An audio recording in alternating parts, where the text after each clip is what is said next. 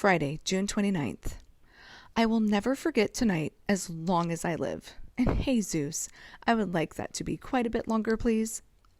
We viewed Mr. Furtz tonight. I don't know where to start. I never expected anything like this. First of all, DiMaggio's funeral home is really like a home inside.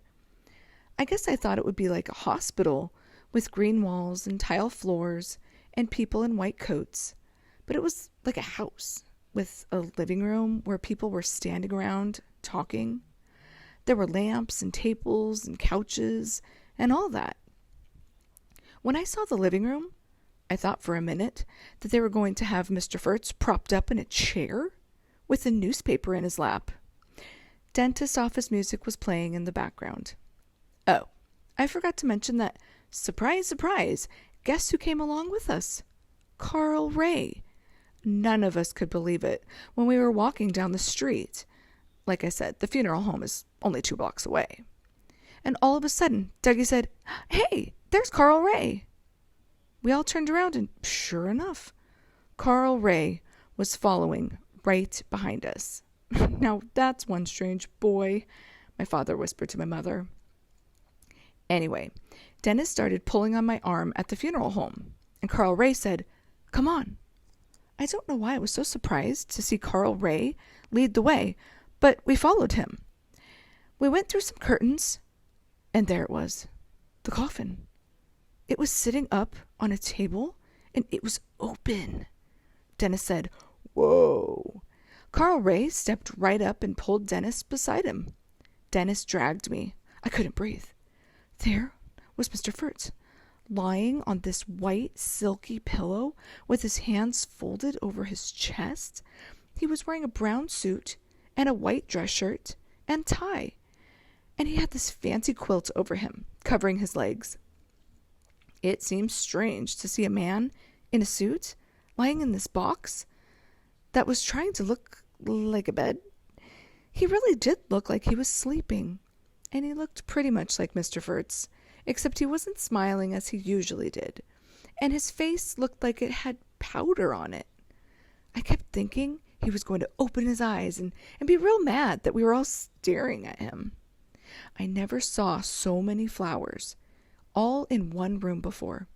There were flowers in the coffin. "To Charles Randolph Furtz, with love from your children."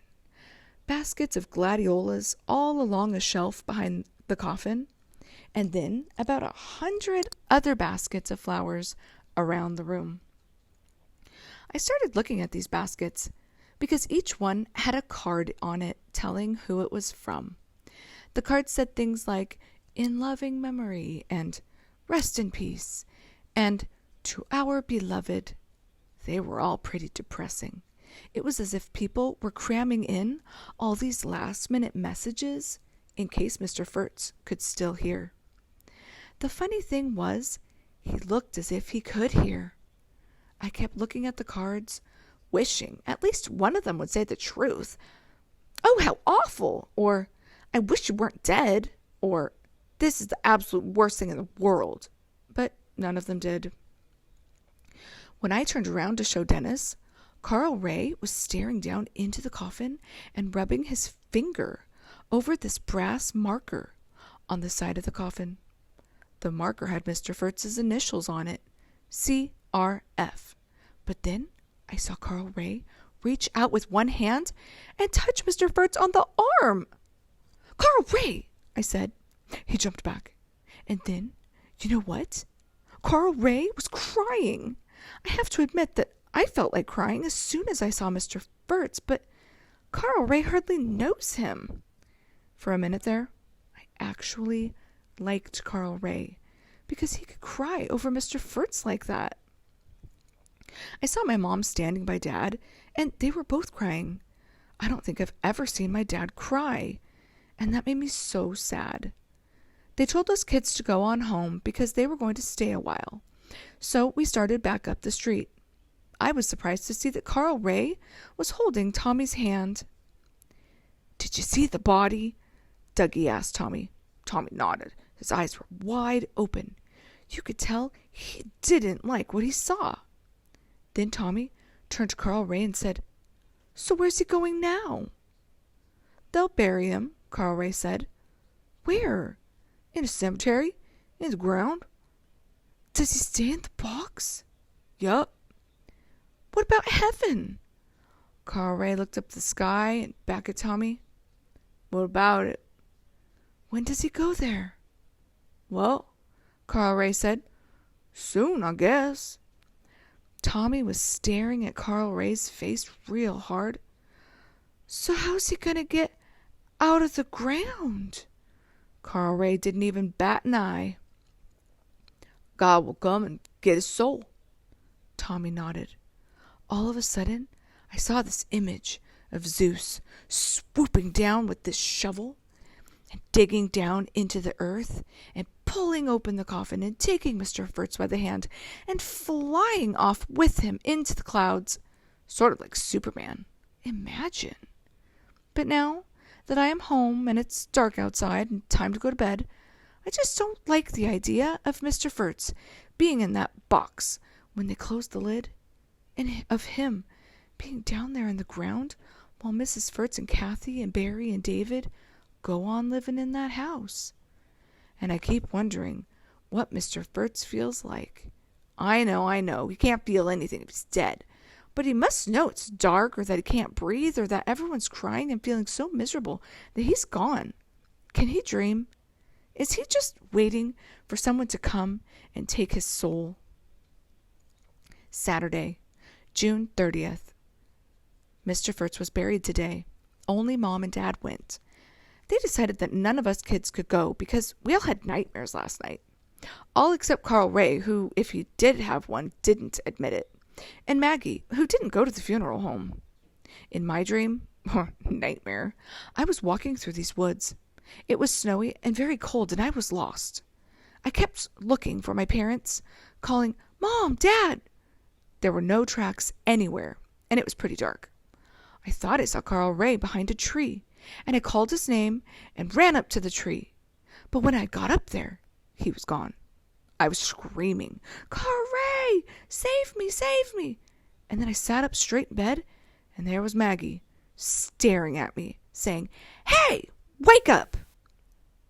Dennis said he dreamed that someone locked him in the garage, and people kept staring in the window, but he couldn't hear what they were saying, and they wouldn't let him out. Dougie said he was picking flowers in this huge field of flowers when all of a sudden a big black bird came down out of the sky and started pecking at his head. And Tommy said the booger man was after him. So he climbed in bed with Mom and Dad, and then he wet the bed, which really made Dad mad. Nobody felt like doing anything today while Mom and Dad were gone. When Tommy said he was hungry for lunch, I realized that Dad wouldn't be going to Alski's today. So I started rummaging through the cupboards for something to fix, and then, what do you know? In walks Carl Ray, up before noon on Saturday for the first time since he arrived, with a big Alski's bag. He had walked all the way there, about a mile, and back. He had just what we needed, hot bread and ham. It made me feel a little bad about the deodorant and the soap I left on his dresser. Oh, I forgot to mention yesterday that Beth Ann didn't come over. She had to go get her hair cut all day, but she did come over this afternoon for about an hour. She seemed real curious about Carl Ray. She kept asking what he was like and where he worked and what I thought of him and which room was his and didn't we mind him staying there and how long was he staying and on and on and on. She sure can talk. It was funny, but even though Carl Ray has not been the most thrilling guest and he has sure driven me crazy, I didn't tell Beth Ann any of that. In fact, I made him sound almost exotic. Carl Ray. And when she asked if we minded him staying there, I said, "Oh, Beth Ann, what a thing to say. Of course we don't mind. Where else would he stay?" Even though we all mind a whole lot, especially me.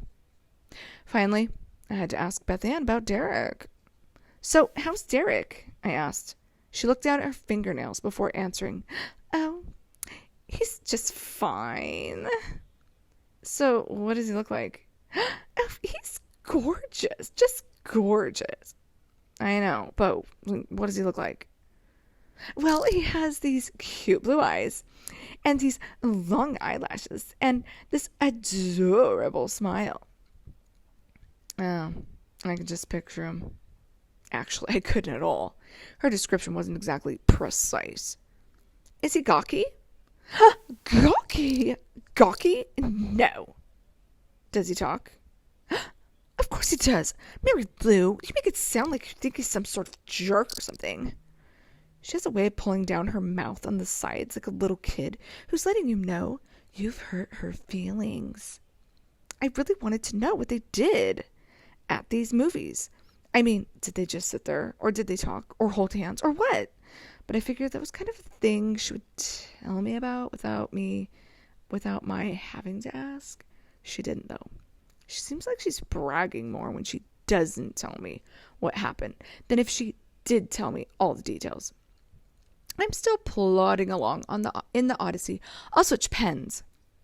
Magic sandals. I think I like the goddess Athena. In English class, we always said Athena, but it's spelled Athene here. The best so far. She has these flashy, magical sandals that enable her to fly. And she also has a spear, and she can disguise herself as a man or woman. At the end of the first book, a book is more like a chapter, she just flies away. Now, wouldn't you love to do that? The second book was all about Odysseus' wife, Penelope, and his son, Telemachus, and all the suitors, the guys after Penelope, hanging around. Some of them talk on and on, sort of like Beth Ann. Anyways, Telemachus decides to go off in search of his father, Odysseus, who everyone thinks is dead. He's been gone like 10 or 20 years, I think.